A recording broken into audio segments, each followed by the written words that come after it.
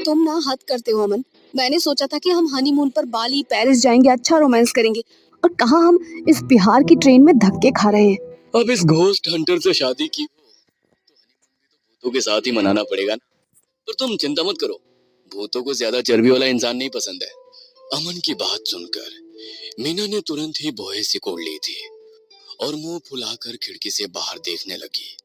मीना को गुस्सा देख अमन ने भी उसका हाथ पकड़कर उसे अपने करीब किया और प्यार से बोला, डार्लिंग तुम चिंता क्यों करती हो, ऐसे ही थोड़ी ना तुम्हारा पति वर्ल्ड फेमस है। हाँ हाँ, तभी तो तुमको फंसाया है। अच्छा एक बात बताओ, आज तक की तुम्हारी लाइफ में कोई सबसे अजीब केस मिला है क्या, जो पहले तो तुम्हें मजाक लगा हो, लेकिन जब तुमने केस पर काम किया हो तो कहानी कुछ और ही हो। हाँ मीना, एक केस है जिसके बारे में आज भी सोचता हूँ तो मुझे यकीन नहीं होता, और वो किसी दूसरे देश की नहीं बल्कि अपने ही देश बिहार की कहानी है। सुनाओ ना प्लीज, अभी बहुत लंबा सफर है, मजा आएगा। अच्छा ठीक है, ध्यान से सुनना। हाँ मीना, ये अनोखी कहानी बिहार के गया शहर की है और इलाका है इकबाल नगर। जब मैंने इस केस पर काम शुरू किया तो मुझे बताया गया कि कोई है जो इकबाल नगर कब्रिस्तान में रोज भटकता है अपनी ख्वाहिशों के साथ, हाथ में छड़ी और सिर पर हैट। ये अजीबोगरीब पहनावा इसलिए क्योंकि यह अंग्रेज था, ओवन टॉमकिंसन, जिसकी मौत सन 1906 में ही हो गई थी। मगर आज भी 118 साल से ज्यादा वक्त गुजरने के बाद भी वो भटक रहा है। सुनने में भले ही अजीब लगे मीना, मगर इस रूह को बस एक ही चीज चाहिए होती। क्या? चाय, केक और बिस्किट। क्या सच में एक अंग्रेज भूत लोगों से चाय, केक और बिस्किट मांगता है? मैं भी जानता हूँ मीना, किसी रूह का सामने आना और चाय, बिस्किट या केक मांगना हैरत में डालता है, मगर उस ताकतवर रूह की इस अजीबोगरीब ख्वाहिश के गवाही कई हैं। दरअसल ओवन की रूह जिस कब्रिस्तान में घूमती, उस कब्रिस्तान में ज्यादातर कब्रें छोटे बच्चों की है। कब्रिस्तान वाली बात सुनकर मीना अब सीरियस हो गई थी। उसने अमन से तुरंत पूछा, कौन था ओवन टॉमकिंसन जिसे अपनी मौत के 100 साल गुजर जाने के बाद भी अपनी कब्र में चैन नहीं मिला? वो क्यों आने जाने वालों से चाय, केक और बिस्किट जैसी अजीबोगरीब फरमाइश करता है? इस पर अमन ने मुस्कुराते हुए कहा, कोई नहीं जानता मीना, इतिहास सिर्फ इतना बताता है कि वो एक ब्रिटिश सैनिक था और यही तैनात था। बात 1906 की है, जब यहाँ एकाएक हैजा फैला और पहले उनके इकलौते बेटे की मौत हुई, और फिर अपने बेटे के गम में उन्होंने भी इस कब्रिस्तान में अपनी बेटी की कब्र के ऊपर ही जान दे दी थी। वक्त बीता, ब्रिटिश राज बीता, मगर उस राज का ये सिपाही आज भी यहाँ घूमता है।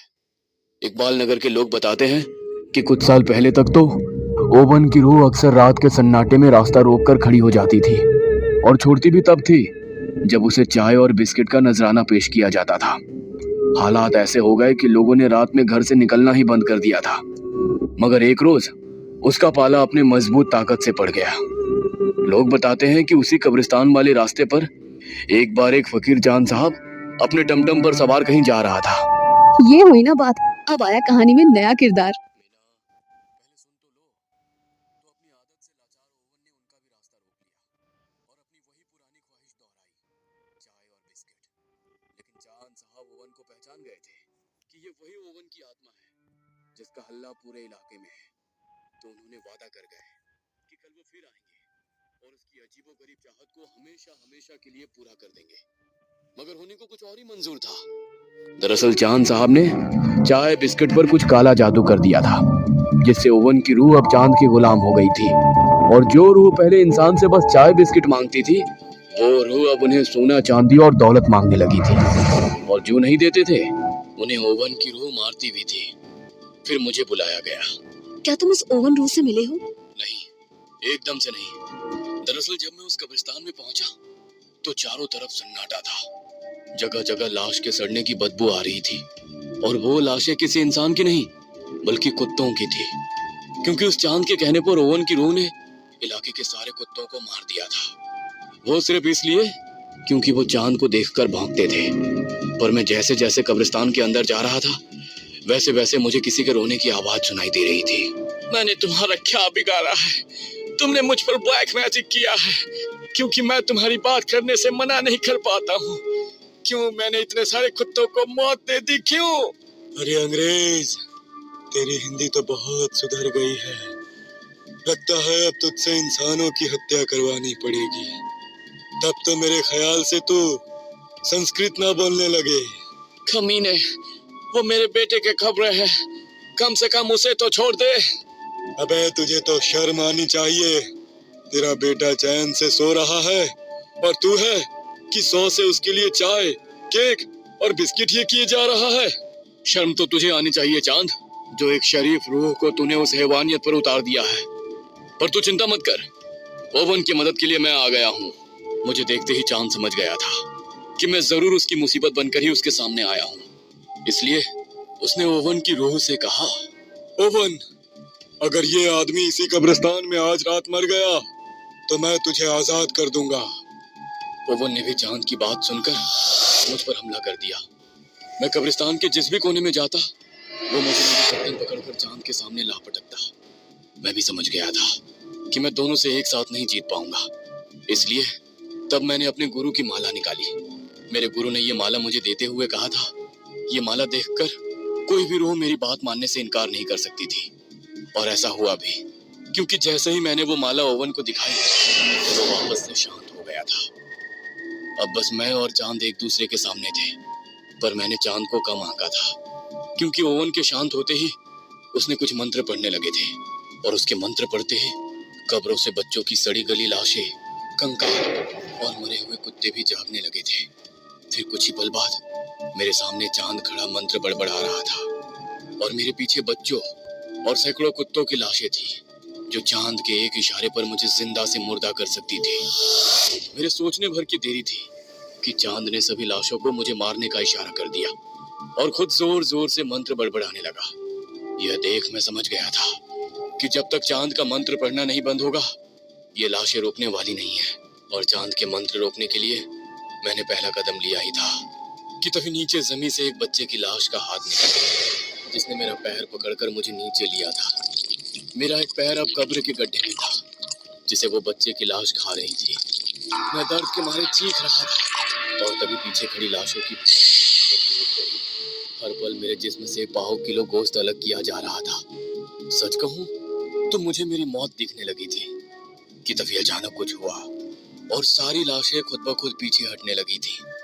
लाशों के पीछे हटते ही मैंने देखा कि ओवन ने चांद को उल्टा पकड़ा हुआ है और उसका मुंह जमीन के नीचे धंसा हुआ है और मुट्ठी भर मांस के लिए वो बुरी तरह छटपटा रहा है। छोड़ दो इसे ओवन, इस पापी की हत्या का इल्जाम तुम अपने सर पर मत लो। इसे देश का कानून सजा देगा। नहीं, इसने मेरे साथ जो किया उसके लिए मैं इसे कभी माफ नहीं कर सकता। इसने मुझसे बुरे बुरे काम करवाए, ऐसे काम जो मैंने कभी सपने में भी नहीं सोचा था। और तो और मेरे बेटे की खबरों को भी गंदा कर दिया। इसे तो मैं मौत दूंगा जो इसने सपने में भी नहीं सोची होगी। नहीं ओवन, अगर तुमने ऐसा किया तो जो इतने सालों से तुमको अच्छा मानते हैं उन सब का भरोसा टूट जाएगा। मरने के बाद एक नाम ही तो है जो लोगों को हमारे बारे में याद दिलाता है। यही वो कीमती दौलत है जो लोगों को हम फ्री में देते हैं। इसलिए मैं कह रहा हूँ, इस पापी को मारकर अपना नाम मत खराब करो। मेरी बात सुनकर ओवन सोच में पड़ गया था और फिर कुछ पल बाद ओवन ने चांद को छोड़ दिया था। हालांकि उसने चांद को मारा नहीं, लेकिन कुछ पल के लिए वो उसके शरीर में गया और जब ओवन वापस चांद के शरीर से बाहर आया तो चांद पूरी तरह से पागल हो चुका था। कहते हैं उसे अब बस बुरी आत्माएं ही दिखाई देती हैं, जिसकी वजह से वो डरा हुआ दिन भर चीखता है और अपनी गलती की माफी मांगता रहता है। अमन से सारी कहानी सुनकर मीना को आज अपने पति पर गर्व हो रहा था। उसे आज मालूम हो गया था कि उसका पति दिलेर के साथ साथ समझदार भी है। कि तभी उसने देखा कि उनके उतरने का स्टेशन आ गया था। अमन और मीना स्टेशन से उतरकर होटल के बजाय कहीं और जा रहे थे। मीना ने भी कोई सवाल नहीं किया और आखिर में उसे उसके सारे सवालों के जवाब मिल गए थे। दरअसल दोनों ओवन के बच्चे की कब्र के सामने खड़े थे। आज ओवन के बेटे का जन्मदिन था। कब्र देख मीना अभी चुपचाप खड़ी ही थी कि तभी एक भिखारी मीना के सामने आ गया, जिसे देख मीना बुरी तरह डर गई थी। मैं बहुत बुरा हूँ, मुझे बुरी आत्माएं दिखती है। मैं बहुत बुरा हूँ, मुझे बुरी आत्माएं दिखती है। मैं बहुत बुरा हूँ, मुझे बुरी आत्माएं दिखती है। ये सुनते ही मीना समझ गई थी कि ये चांद है, वही बच्चे की कब्र के पीछे से ओवन की आत्मा अमन को मुस्कुराते हुए देख रही थी।